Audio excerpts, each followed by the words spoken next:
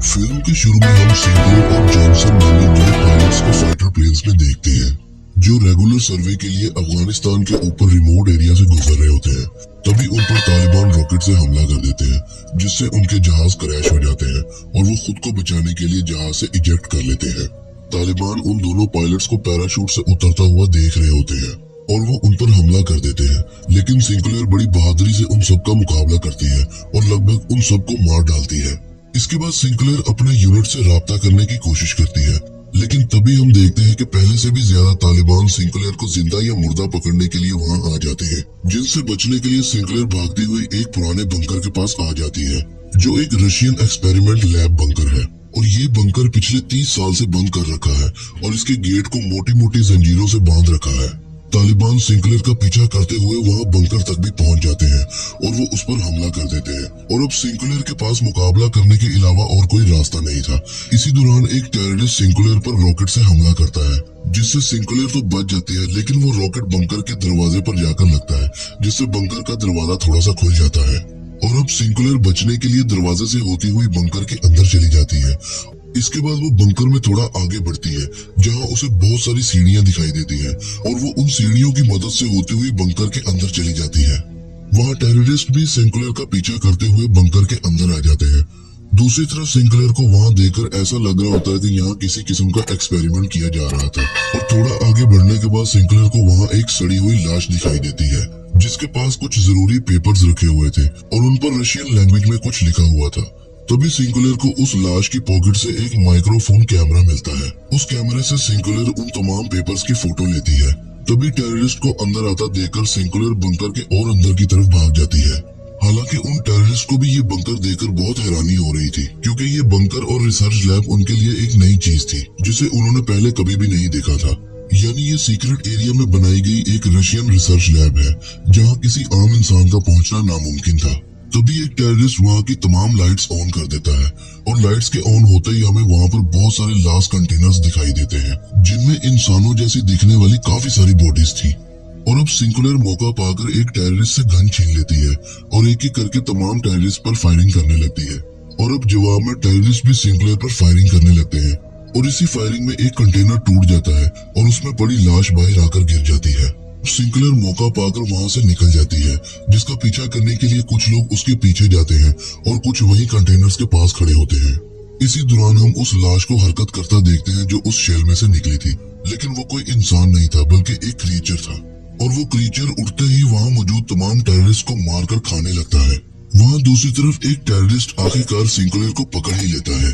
तभी वहाँ पर उस टेररिस्ट का दूसरा साथी आता है और वो उसे कहता है कि ये शैतानी जगह है, हमें यहाँ से जाना चाहिए। इस सब का मौका पाते ही सिंक्लेयर उस टेररिस्ट को मारकर उन्हीं सीढ़ियों से होती हुई वापस ऊपर चली जाती है। तभी एक टेररिस्ट पीछे से उसकी टांग पकड़ लेता है, लेकिन देखते ही देखते वो मॉन्स्टर क्रीचर सिंक्लेयर के सामने ही उस टेररिस्ट को मार देता है। ये मंजर देखकर सिंक्लेयर बहुत हैरान होती है और अब वो मॉन्स्टर सिंक्लेयर को भी मारने की कोशिश करता है, जिससे बचने के लिए वो बंकर के दरवाजे से बाहर निकलती है। लेकिन इसी दौरान वो मॉन्स्टर अपने पंजों से सिंक्लेयर के पेट में घाव कर देता है।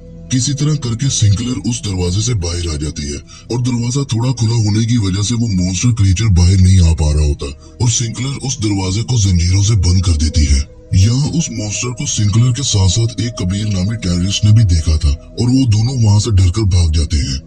तभी भागते हुए सिंक्लेयर का सामना दूसरे यूनिट से होता है जिनका बेस इस एरिया से थोड़ी ही दूरी पर है और वो यूनिट सिंक्लेयर को ढूंढते हुए यहाँ तक पहुंचे थे, इसलिए वो उसे लेकर अपने कैंप आ जाते हैं जहाँ सिंक्लेयर की मुलाकात सार्जेंट हुक और मेजर फिंच के साथ होती है।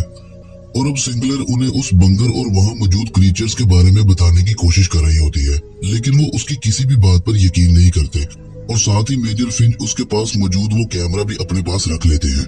और अब वहाँ सिंक्लेयर की जेड नामी एक सोल्जर से छोटी सी लड़ाई हो जाती है, लेकिन तभी वहाँ सार्जेंट हुक आकर उन दोनों को रोक देता है और साथ ही हुक सिंक्लेयर को कैंप में मौजूद तमाम सोल्जर्स के बारे में भी बताता है।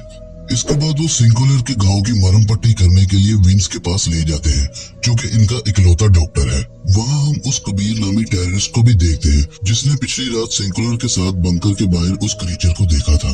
विंस सिंक्लेयर का घाव देखकर कहता है ये किसी गोली का घाव नहीं है। तभी सिंक्लेयर उसे बताती है कि वो एक रशियन बंकर था जिसके दरवाजे को जंजीरों से बांधकर लॉक किया गया था। ये सारी बातें सुनकर कबीर भी उन्हें कहता है कि सिंक्लेयर बिल्कुल ठीक कह रही है, मैंने से देखा है। इन सब की बातें सुनने के बाद सार्जेंट हुक अगले दिन उस बंकर का खुद सर्वे करने का प्लान बनाता है। और अब हम रात के वक्त देखते हैं कि वो अकेला मॉन्स्टर अपने जैसे तमाम मॉन्स्टर्स को शेल से बाहर निकाल देता है और वो सारे मिलकर बंकर का दरवाजा खोलने में कामयाब हो जाते हैं। वहाँ कैंप पर सोल्जर्स डेली रूटीन के मुताबिक पहरा दे रहे होते हैं और कैंप के अंदर विंस और सिंकुलर कबीर से पूछताछ कर रहे होते हैं। तभी बाहर वो मॉन्स्टर उस कैंप पर हमला कर देते हैं और एक लड़ाई सी छिड़ जाती है। वो मॉन्स्टर्स काफी सोल्जर को बड़ी बेरहमी से मार देते हैं। इसी सब में एक मॉन्स्टर फिंच के कमरे में जा घुसता है, जिसका फिंच बहुत बहादुरी से मुकाबला करता है। दूसरी तरफ विंस इतना कुछ होने के बावजूद भी सिंक्लेयर को कोई हथियार नहीं देता और उसे कबीर का ध्यान रखने के लिए बोलकर बाहर घायलों को देखने चला जाता है। लेकिन किसी तरह करके दोनों हथियार लेकर लड़ने के लिए बाहर चले जाते हैं, जहां देव और हुक अपने मेजर फिंच को बचाने के लिए उसके रूम में जाते हैं, जिसके सर पर काफी चोट आ चुकी थी और वो मॉन्स्टर उन्हें मारने ही वाला था। लेकिन तभी देव और हुक की वजह से फिंच उसे मारने में कामयाब हो जाता है। इसके बाद तमाम बचे हुए सोल्जर्स एक कंटेनर में छुपने के लिए आते हैं और इसी दौरान सिंकुलर एक क्रीचर को मार गिराती है। दरअसल इन मॉन्स्टर क्रीचर्स की बॉडी इतनी हार्ड थी कि इन पर गोलियों का कोई भी असर नहीं होता था। अगर इनको मारना है तो इनके सर पर वार करना होगा, लेकिन ये इतने तेज थे कि इनके सर पर वार करना इतना आसान नहीं था। और अब वो सब क्रीचर से बचने के लिए उस कंटेनर के अंदर जाकर उसे अंदर से लॉक कर देते हैं और सुबह होने का इंतजार करते हैं। इसी बीच कबीर उन्हें बताता है कि उसके पैदा होने से पहले यहाँ रशियंस ने अटैक किया था और गाँव वालों के मुताबिक तब यहाँ पर आसमान से एक सितारा गिरा था। हालांकि 9 साल की गुलामी के बाद गांव वालों ने उनके खिलाफ हथियार उठा लिए, जिसके बाद हर रात कोई ना कोई गायब हो जाता या किसी की लाश कटी फटी मिलती।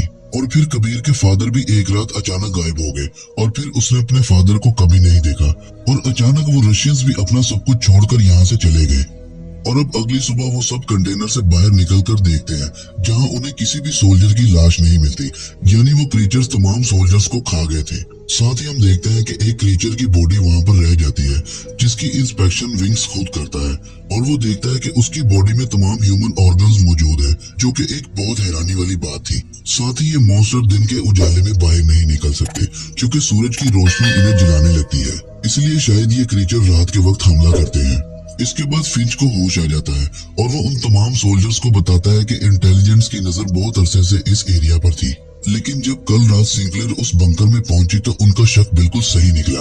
और कल रात इंटेलिजेंस ने उसे बताया कि इस एरिया में एक एलियन स्पेसशिप गिरी थी, जिसे कबीर टूटा हुआ तारा बता रहा है। और इस एलियन शिप के अंदर जो भी था, इसे हथियाने के लिए रशियंस ने अफगानिस्तान पर हमला किया और फिर एलियन और इंसानों के डीएनए को मैच करने के लिए एक्सपेरिमेंट्स करने लगे, जिसके नतीजे में ये क्रीचर्स बनाए गए। और फिर जब ये कंट्रोल से बाहर हो गए तो रशियंस ने इन सबको इसी बंकर में बंद करके यहाँ से हमेशा के लिए जाने का फैसला किया।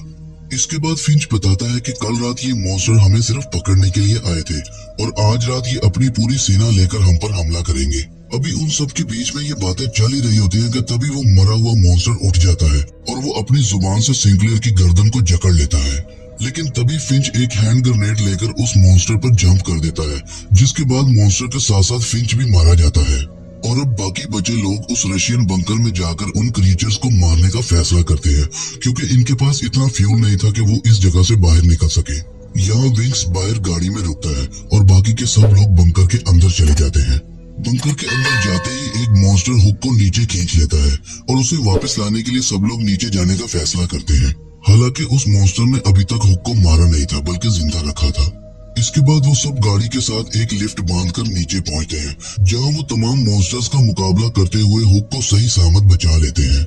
एक सोल्जर लिफ्ट के पास ही उनका बैकअप करने के लिए खड़ा होता है, जिस पर वो क्रीचर हमला कर देता है और वो सोल्जर उसे मार देता है। तभी वो सब लोग हुक के साथ उस लिफ्ट के पास पहुंच जाते हैं, लेकिन तभी हुक देखता है कि जेड पीछे रह गई है, इसलिए हुक उसे लेने के लिए वापस जाता है। लेकिन तभी विंस को पता चलता है कि इंटेलिजेंस 15 मिनट में इस जगह को मिसाइल से उड़ाने वाले हैं, इसलिए इन्हें जल्द से जल्द यहाँ से निकलना होगा। वहाँ दूसरी तरफ बाहर विंस पर टेररिस्ट हमला कर देते हैं, जिनसे वो अकेले ही बहुत बहादुरी से लड़ता है।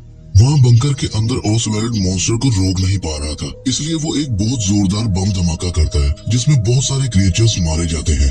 वहाँ हुक देखता है कि जेड को एक मॉन्स्टर ने मार डाला है, इसलिए वो धमाके से बचने के लिए अपनी जान बचाता हुआ वहाँ से निकल जाता है। धमाके की वजह से लिफ्ट जैम हो जाती है, जिसकी वजह से गाड़ी लिफ्ट को खींचने के बजाय खुद लिफ्ट की तरफ जाने लगती है। विंस गाड़ी को रोकने की कोशिश करता है लेकिन नाकाम हो जाता है और टेररिस्ट उसे पकड़ लेते हैं। वहाँ दूसरी तरफ बंकर के अंदर वो क्रीचर मॉन्स्टर डेव को भी मार देते हैं और जब एक मॉन्स्टर कबीर को पकड़ता है तो वो उसके हाथ में एक घड़ी देखता है जैसी उसने बचपन में अपने बाप के हाथ में देखी थी। यानी ये मॉन्स्टर कोई और नहीं उसका बाप ही है। तभी कबीर उस गाड़ी को नीचे गिरता देखकर सिंक्लेयर को लिफ्ट से बाहर निकलने को कहता है और सिंक्लेयर के बाहर निकलते ही वो गाड़ी लिफ्ट पर गिरती है जिससे वो तमाम लिफ्ट के अंदर मारे जाते हैं। इसके बाद सिंक्लेयर देखती है कि हुक अभी भी जिंदा है और किसी तरह करके वो दोनों बंकर से बाहर आ जाते हैं जहां वो टेररिस्ट विंस को मारने ही वाले होते हैं कि तभी वो पीछे से आकर उन तमाम टेररिस्ट को शूट कर देते हैं। और अब क्योंकि कुछ ही देर में यहाँ पर बॉम्ब गिराया जाना था इसलिए वो तीनों अपनी जान बचाने के लिए जल्दी से जल्दी वहाँ से निकलते हैं और उनके वहाँ से निकलते ही एक बॉम्ब वहाँ पर गिरता है जिससे वो तमाम एरिया तबाह हो जाता है। और अब फिल्म के आखिरी सीन में हम जेड के पास उसी माइक्रोफोन कैमरा को देखते हैं जिसमें तमाम एविडेंस थे, यानी वो इस रिसर्च और यहाँ हुई कत्ल-ओ-गारत के बारे में दुनिया को बताने वाली थी। इसी के साथ ये फिल्म यहाँ पर खत्म हो जाती है।